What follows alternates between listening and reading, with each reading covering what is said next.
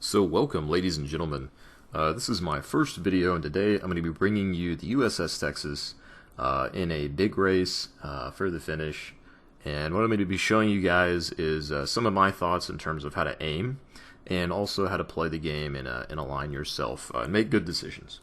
So the first thing that we have here is I quickly there looked at the screen to see who was on our team, who was on the other team. And I'm looking here at the mini-map to see what the alignment is of the team. And I decide here that I'm probably going to head north, although I'm going to do it a little bit slowly, simply because I don't know what my team is really going to do here. I don't know if these two cruisers that are up here next to me or this DD are going to move north with me. So I kind of move a little bit slowly, and I also notice that this Svetlana does not quite have he's not quite loaded in yet.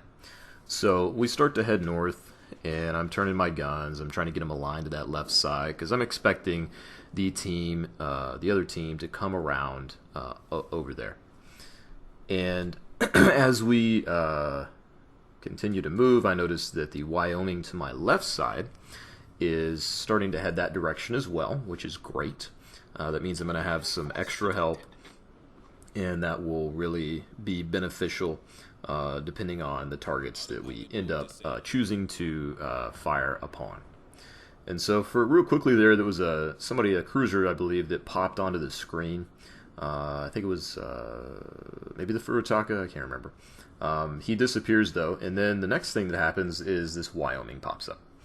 And the Wyoming is kind of sailing away from me.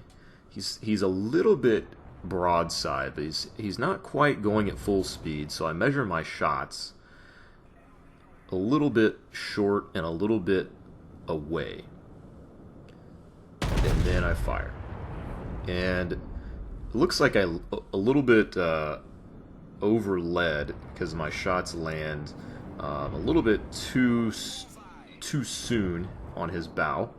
It's not terrible, but it looks like maybe he also was turning out, which would have slowed him down as well. We do 12,000 damage though, so it wasn't a complete waste. And then I noticed that there's this Clemson right here, and I'm a little worried about him, but I'm going to keep shooting at the Wyoming. And so again, I aim up and away, and I choke him down because I know that he's heading away from me.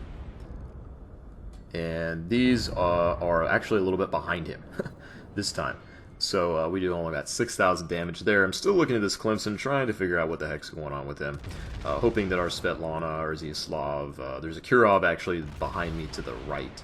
Hoping that one of those guys is going to take him out, so we don't have to deal with torps. He does have pretty low HP. He does get some torps off on some people. I see those. And then I look and I see a Svetlana. And I also notice that the Svetlana is probably about to take a torp. So I wait for him to get to the position. He takes a torp, I fire. He's got very low HP, and he's done. I noticed he was also almost stopped, so I didn't really have to do anything in terms of leading him.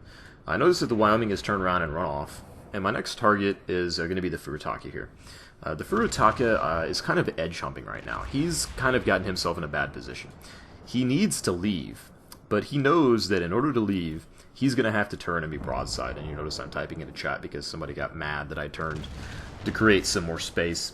But anyway, so here's the Furutaka. And so what I'm doing, and this is actually something you should do as a battleship player, because you have such long reload times, you should wait for the most opportune time. Now, I could have fired at that Wyoming, could have fired at the Furutaka any of these other times, but I know that this Furutaka is going to try to turn out. I know he's going to try to escape. And so what I'm doing right now is I'm waiting for him to make that turn. And when he makes that turn, that's when I'm going to unleash my shells. He's kind of playing a waiting game. I think he knows that I'm holding my shots. And there he goes. He starts to turn, and he commits to it. I fire, and shots are away, and we get a Citadel and do about 20,000 damage to him, or 17,000 damage to him. And I was actually a little bit too far ahead. If I had been a little bit further back, I probably would have one-shotted him, although he had already taken some damage. So now what I do is I look. I'm trying to find my next target. I see that this New York is trying to come around right here, so I start to head that direction. And in a minute here, somebody's going to say that the cap is under attack. And I'll turn back and head that direction. But until then, what I'm trying to do is I'm trying to get some shots on this New York. Or the Wyoming. There's really not, nobody's really quite presenting themselves yet to be a good target. So as I was saying before, I'm holding my shots. Holding my shots, waiting for somebody to turn, waiting for somebody to show me a broadside so that I can punish them. And the New York here is starting to turn. I notice he's starting to turn. And he is going to commit to his turn. So I'm going to try to land those shots once he commits. And so there, the shots are away. I put my targeting reticle on those guys. And then, yeah, so we don't do any damage there. We do take out a gun. We do get 2 hits, but I was a little bit too far back, and the spread was not that great on those shells. So again, somebody said, hey, cap's under attack, so I turn back and I start to head south. And as I head south, I put my guns on the right side, and I try to shoot down some of these planes from the CV. And I see the New York, and he is sailing broadside to me right now, and that makes me very happy. Because he is going to regret that. I also notice that his guns are not really pointing over here. I don't know if he, at this point, he doesn't know that I'm here or not. But anyway, I launch some shells. I lead a little bit low because he's heading towards me, angled towards me, and we get a nice citadel. And I'm waiting for my other guns, my back guns, to come around. I have to clear this mountain. And what we're going to do here in a minute is we're going to aim again for the New York. He's going to be broadside to us again this whole time. He's angled a little bit, heading towards me.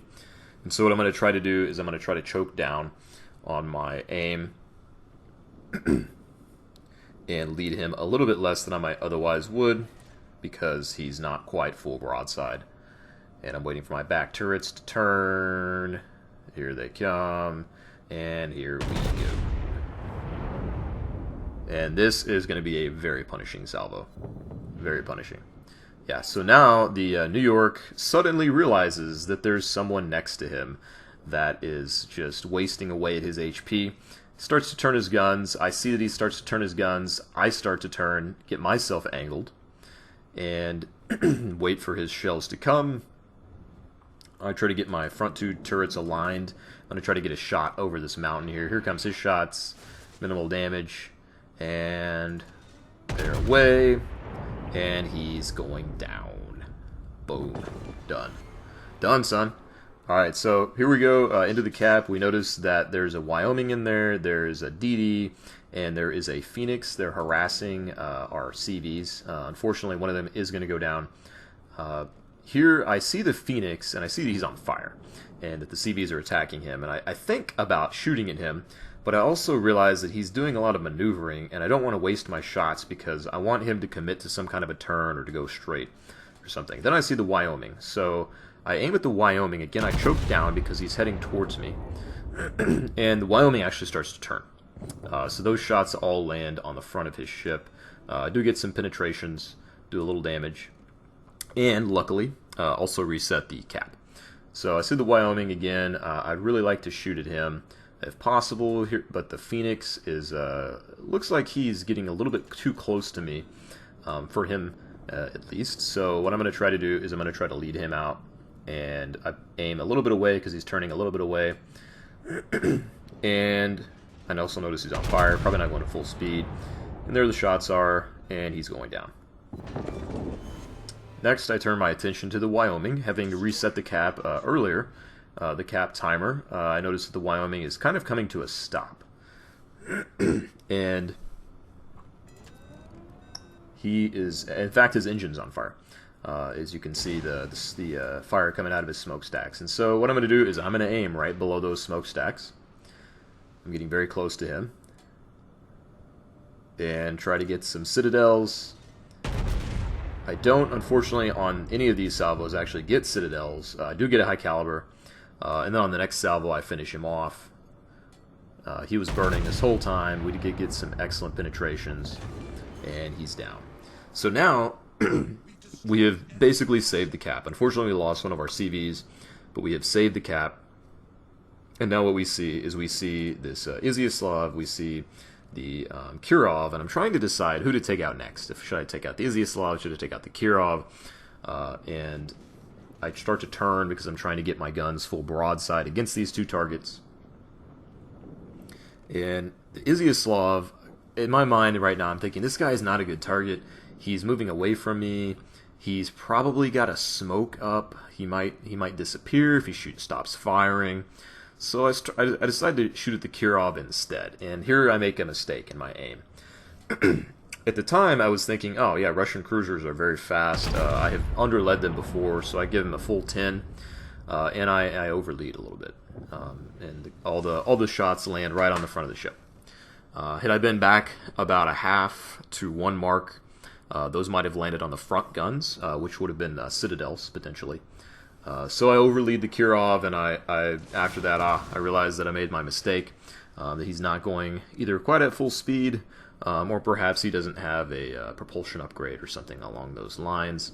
So my next salvo is a lot shorter. However, he is turning here, so I try to wait for him to finish his turn, or to turn back out. And once he begins to turn back out is when I fire.